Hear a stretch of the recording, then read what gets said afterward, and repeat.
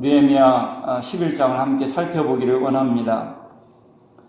우리가 느헤미야 10장에서 이렇게 결심하였습니다. 10장 39절에 보면 우리가 우리의 하나님의 전을 버려두지 아니하리라.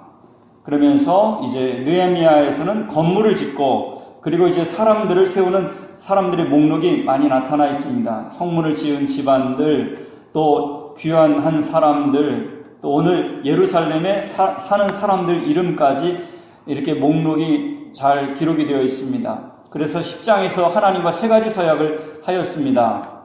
첫째는 이방인들과 우리가 말씀을 사경회를 24일 동안 했는데, 부흥회를 했는데 말씀만 듣고 잊어버리는 게 아니라 그러면 결단을 하겠습니다. 첫째, 이방인하고 결혼한 것들을 이제 끊겠습니다. 앞으로 결혼하지 않겠습니다. 다시 말해서 신앙의 순결을 지키겠습니다.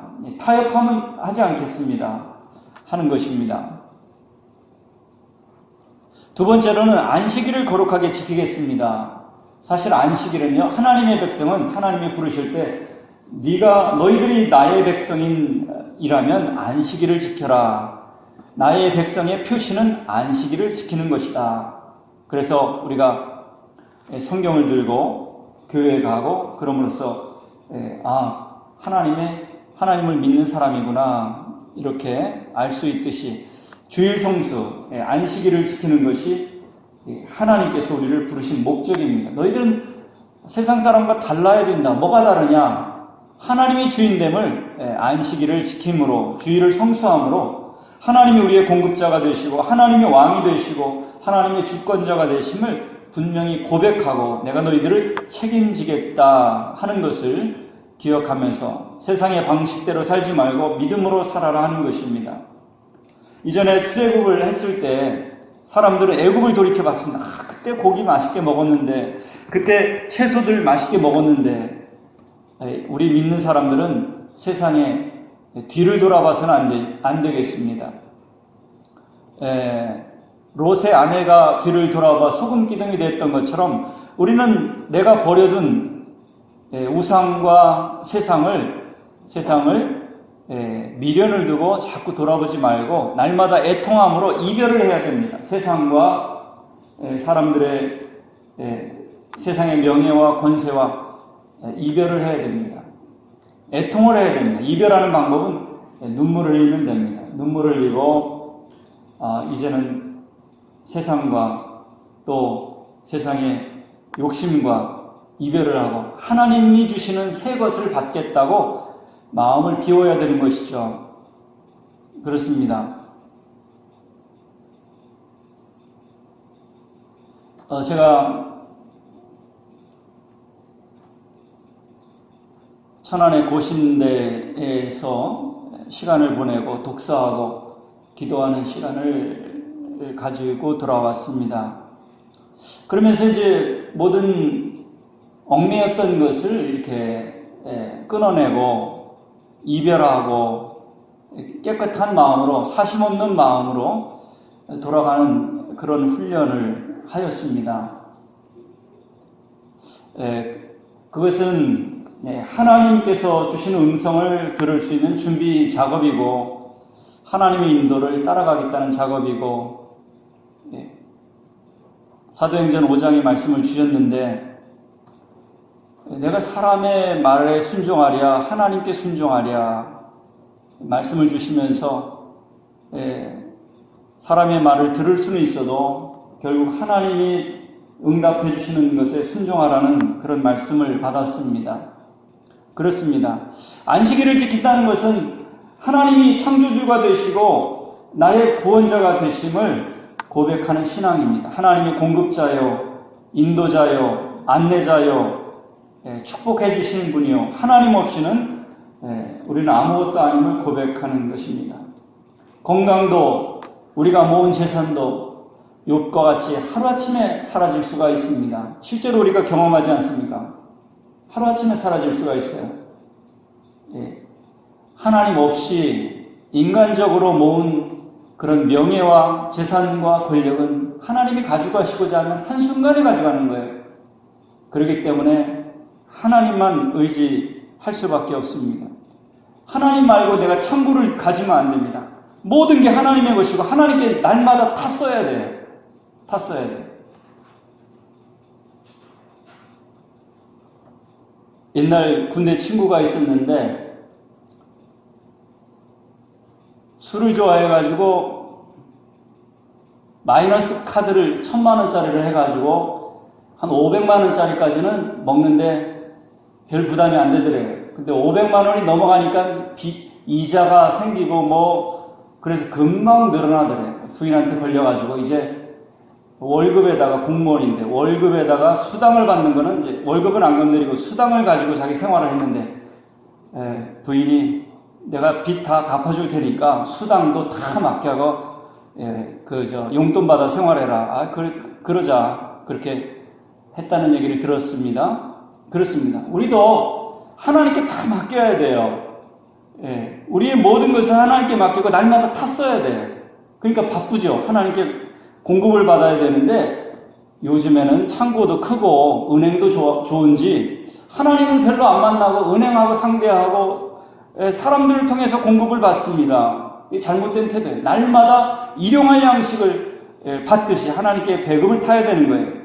평강과 기쁨과 용기와 소망과 물질과 축복을 날마다 일용할 만큼 탔어서 하나님을 자주 만나야 된다니까요. 그러니까 부모님들이 유산을 한꺼번에 주면 안 돼요. 자꾸 부모님을 찾아오게 해야 돼요. 하나님도 마찬가지입니다.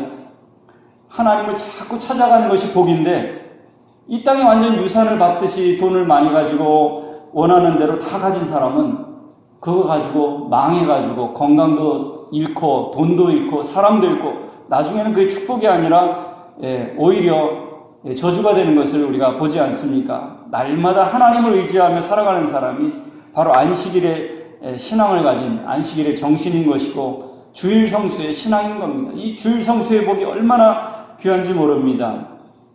하나님의 백성으로서 우리가 인간의 방법과 세상의 공급을 받는 게 아니라 하나님의 공급으로 만족하며 감사하며 누리겠습니다. 이런 결단을 하였던 것입니다. 세 번째는 성전을 방치하지 않겠습니다. 학계 스가랴에 보면 집은 짓기에 바쁜데 성전은 제대로 수리를 안 했습니다. 그래서 세금을 냈죠. 성전세를 다 내가지고 성전 수리할 때 있으면 수리하고 그리고 성전이 있으면 또 일할 사역자가 있어야 되지 않겠습니까? 레위인과 제사장이 먹을 11조를 들여서 그들이 생활하도록 사사기에 보면 지도자들이 다 없어졌습니다. 왜 그랬습니까? 먹을 것이 없고 사람들이 자기 뜻대로 해왔기 때문에 성전 중심으로 또 있지 않았기 때문에 제사장들이 다 사라졌어요. 사사시대에.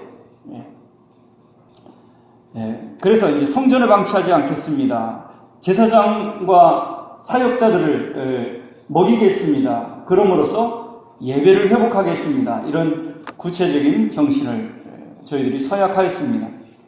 여기서 오늘날로 말하면 오늘날은 예루살렘 성전이 있지 않기 때문에 우리 마음을 관리하는 거죠. 마음의 성장과 성숙과 사람이 나이별로 과제가 있거든요. 유년기, 또 청소년기, 장년기, 노년기 다 거기에 맞는 통합 단계별로 과제가 있는데 어린아이는 어린아이답게, 어른은 어른답게, 노인은 노인답게 그때 맞는 일을 해야 되는데요. 이런 것들이 성장과 성숙이에요. 그래서 이런 과정들을 기회 되면 우리가 말씀과 연결하여서 이 원리들을 우리가 배우고 내가 지금 제대로 성장하고 성숙하고 있는가, 신앙 안에서 잘하고 있는가 하는 것들을 점검하는 시간도 가지려고 합니다. 그래서 성전을 방치하지 않겠다. 내 마음을 성전 삼고 주님을 늘 고백하며 말씀과 기도로 주님과 친밀한 교제를 나누겠다. 오늘날로 말하면 기도와 말씀 생활을 등한히 하지 않겠다. 이런 결단을, 세 가지 결단을 하였던 것입니다. 우리가 하나님의 전을 버려두지 않겠다. 그런데 누가 합니까? 누가 하냐고요. 하나님의 전은 이제 본인들이 물질 헌신하고 또 시간을 내고 했습니다. 그런데 이제 예루살렘에 누가 살 것인가? 오늘 말씀인데요. 예루살렘에 누가 살 것인가? 이게 문제가 됩니다.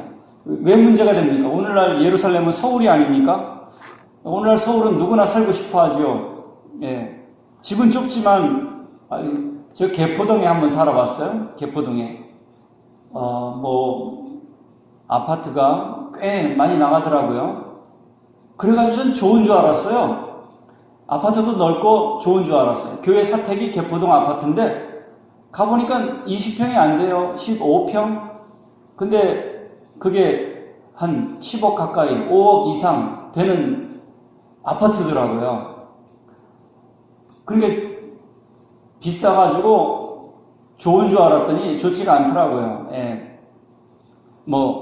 강남권이니까, 이런 데는 비싼데 어떤가 그랬더니 그냥 다른데 웬만한 지방의 아파트보다 못하더라고요. 아무튼 서울에, 그래도 서울에 살고 싶어요. 근데 여기 보면 예루살렘 누가 살 것 같아요? 예루살렘에 아무도 안 살려고 그래요, 지금.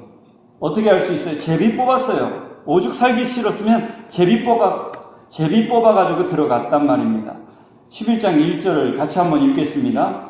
백성의 지도자들은 예루살렘에 거주하였고, 지도자니까 당연히 이제 성전도 있고 거주해야 되겠죠. 그 남은 백성은 제비 뽑아 10분의 1은 거룩한 성 예루살렘에서 거주하게 하고, 그 10분의 9는 다른 성읍에 거주하게 하였으며. 그런데 왜 예루살렘에 거주하는데 제비를 뽑아야 될까요? 예. 하나님의 성전을 돌보겠습니다. 그러는데, 자, 그러면 예루살렘에 살 사람, 그러니까 자원하는 사람이 없는가 봐요. 여기 이제 자원하는 사람이 덜어 있긴 했지만, 2절에 보면 거주하기를 자원하는 모든 자를 축복했어요. 왜냐면 어려운 일이니까 그래요. 어렵기 때문에 그분들을 축복한 거예요. 왜 예루살렘에 살기를 싫어했냐면, 이거죠. 여러분, 회사 다니면 당직, 일집이 있잖아요. 그 회사를 아무리 사랑하고 지켜도, 그럼 네가 일찍 쓸래, 당직 쓸래, 그러면 잠도 못 자고 힘든 일이죠. 예루살렘이 성전의 일이, 거기서 많은 일이 일어나고, 사람들이 성전을 공격하려고 하고, 그런데 편안하게 지방에서 사는 게 낫지. 옛날에는 수도가 아니라 지방에 많은 사람들이 사는 게 더 인기였습니다. 현대 들어서 이제 서울로 오는 것이죠. 그러니까 거기에 한마디로 교회에서 먹고 잘 사람, 그러니까 사생활도 없고, 그러니까 거기 거주하는 사람이 없었던 것입니다. 믿음으로 교회니까 내가 거기 교회를 지키겠습니다 하는 사람들이 없었단 말이죠. 그러니까 제비를 뽑은 거예요.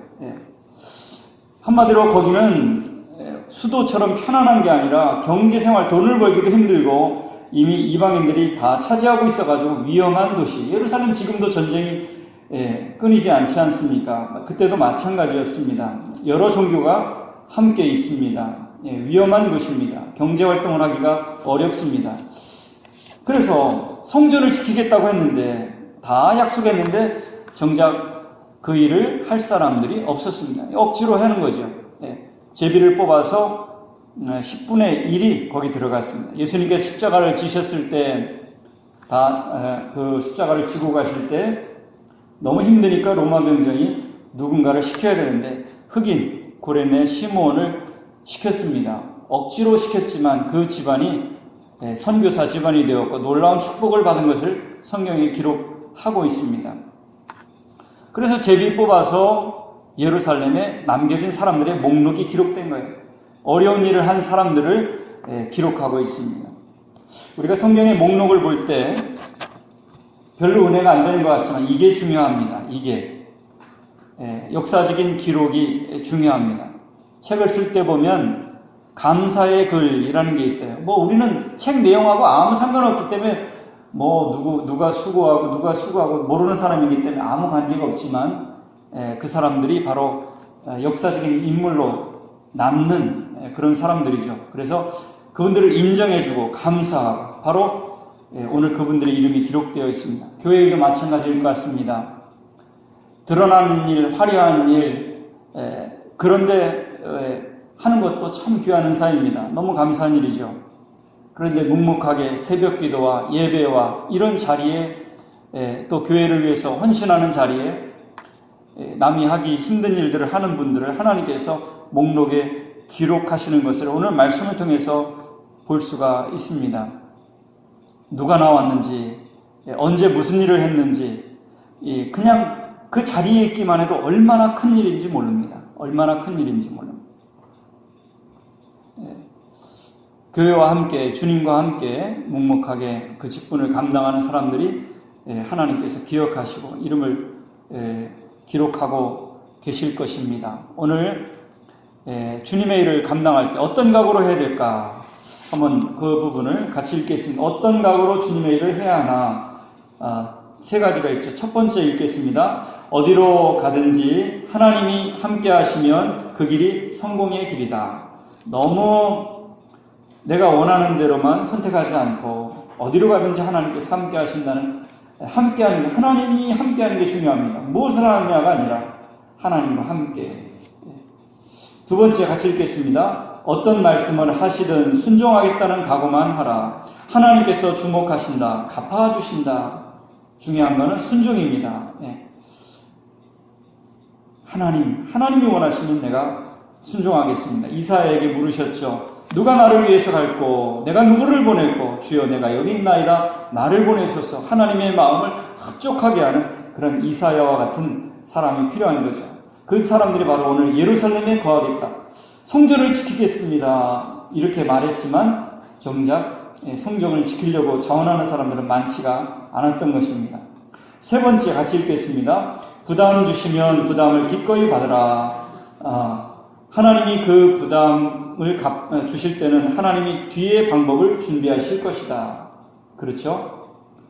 하나님께서 일을 맡기실 때 대책 없이 맡기지 않으시고 나름대로 계산이 있으신 거죠. 그래서 우리가 주님의 마음을 헤아리고 주님의 일을 감당할 때 내가 하려고 하면 힘들지만 주님 그대로 나를 사용하여 주옵소서. 순종하는 마음으로, 주님께서 계획이 있는 것을 믿는 마음으로 한 걸음 한 걸음 사역을 감당해야 되겠습니다. 백성들이 다시는 이성을 버리지 않겠다고 했는데 중요한 것은 누가 하느냐 이 말이죠. 교육 집안에 아이고 설거지가 많이 쌓였네. 그럼 누가 하느냐 이거죠. 설거지가 많이 쌓였네 이렇게 말하는 사람은 하겠다는 거예요, 안 하겠다는 거예요?